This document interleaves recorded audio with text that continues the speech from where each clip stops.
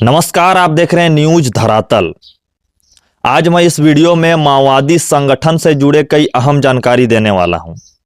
माओवादी संगठन का स्थापना कैसे हुआ, किसने हजारों सुरक्षा बल के जवान, कई मासूम लोगों की जान लेने वाला खूंखार आत्मघाती संगठन का बीज बोया, कब इस संगठन का स्थापना किया गया, ऐसे तमाम चीजों का जानकारी आज सरल भाषा में इस वीडियो में देने वाला हूं। उससे पहले मैं आप लोगों से आग्रह करना चाहूँगा, किसी तरह के माओवादियों से संबंधित जानकारी, वर्तमान में उनके हर मोमेंट की जानकारी इसी चैनल में देता रहता हूं, इसलिए आग्रह है आप लोगों से चैनल सब्सक्राइब कर लें। शुरू से समझते हैं। वैसे माओवादी का पूरा नाम भारतीय कम्युनिस्ट पार्टी माओवादी है, जिसको शॉर्ट में भाकपा माओवादी के नाम से जाना जाता है। इसका स्थापना दो खूंखार नक्सली संगठन के विलय से हुआ, दो नक्सली संगठन के आपस में मिलने से हुआ। पहला है एमसीसी, यानी इसका पूरा नाम माओइस्ट कम्युनिस्ट सेंटर है, और दूसरा है भाकपा माले। पीपुल्स वार ने साल 2004 में 21 सितंबर को आपस में विलय कर लिया। वैसे तो आपस में एक होने की, दोनों नक्सली पार्टी के विलय होने की आधिकारिक घोषणा उसी साल 14 अक्टूबर को की गई थी। विलय के बाद केंद्रीय कमेटी बनाई गई, जिसका महासचिव पीपुल्स वार के नेता गणपति को बनाया गया। गणपति का रियल नाम मुप्पल्ला लक्ष्मणा राव है। आपको यह भी जानना चाहिए कि इनका जन्म तेलंगाना के करीमनगर जिला के बीरपुर गांव में हुआ था।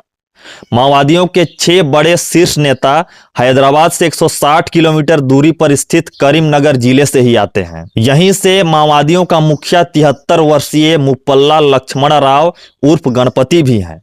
करीमनगर जिला से लगभग सैकड़ों माओवादी पनपे हैं और 60 से अधिक प्रतिबंधित नक्सली संगठन माओवादी के शीर्ष नेता के रूप में भूमिका निभा रहे हैं। कुल मिलाकर आप समझ गए होंगे कि माओवादी रूपी बीज बोने वाला मुप्पल्ला लक्ष्मणा राव उर्फ गणपति हैं। अब इनके बारे जानते हैं कि कौन है गणपति, जिसने इतने बड़े क्रूर नक्सली संगठन को जन्म दिया। गणपति का जन्म तेलंगाना के करीमनगर जिले के सारंगपुर में हुआ था। यह साइंस में ग्रेजुएट हैं और बीएड भी किया है, यानी कुल मिलाकर कहा जा सकता है कि इन्होंने जो है हायर एजुकेशन ले रखा है। उसने करीमनगर जिले में एक शिक्षक के रूप में भी काम किया, कई दिन तक शिक्षक बनकर सेवा देता रहा, फिर हायर एजुकेशन लेने के लिए शिक्षक की नौकरी छोड़ दी। पढ़ाना छोड़ तेलंगाना में ही एक स्थान है वारंगल, वहां चला गया। वारंगल जाने के बाद गणपति का संपर्क माओवादी केडर नल्ला आदि रेड्डी और कोणापल्ली सीतारामैया से हुआ। उनसे संपर्क होने के बाद गणपति माओवादी विचारधारा से प्रभावित हो गया। प्रभावित इस कदर हुआ कि उसने देश में नक्सली आंदोलनों में शामिल होने का फैसला ले लिया। यहीं से शुरू होता है मुप्पल्ला लक्ष्मण राव उर्फ गणपति का नक्सली जीवन। इन्होंने सबसे पहले भारतीय कम्युनिस्ट पार्टी यानी मार्क्सवादी, जिसको शॉर्ट में भाकपा माले कहते हैं, भाकपा माले और पीपुल्स वार ग्रुप को गठबंधन करने का काम किया। ये लोगों को समझने और समझाने में बहुत माहिर था। जब दोनों पार्टी का विलय हुआ, उस समय बताया जाता है बहुत अधिक कैडर्स नहीं थे जैसे अभी हैं। उस समय शुरुआती सदस्य में से पढ़े लिखे सदस्य सबसे अधिक यही थे, इसलिए उनको विलय के बाद पार्टी का महासचिव बनाया गया, जो सितंबर 2004 के आखिरी के समय की बात है। संयुक्त पार्टी का नाम भारतीय कम्युनिस्ट पार्टी यानी शॉर्ट में भाकपा माओवादी का नाम दिया गया। बताया जाता है गणपति माओवादियों का सेफ जोन छत्तीसगढ़ के बस्तर क्षेत्र में रह रहा था। अभी उसका उम्र लगभग 73 वर्ष से अधिक हो गया है और स्वास्थ्य भी साथ छोड़ दिया है। उसको गणपति के अलावा कई और नामों से भी पुकारा जाता है, जैसे मुप्पल्ला लक्ष्मण राव, श्रीनिवास, राजन्ना, राजी रेड्डी, राधा कृष्ण, जीपी, अजित, सीएस, ऐसे कई नाम हैं।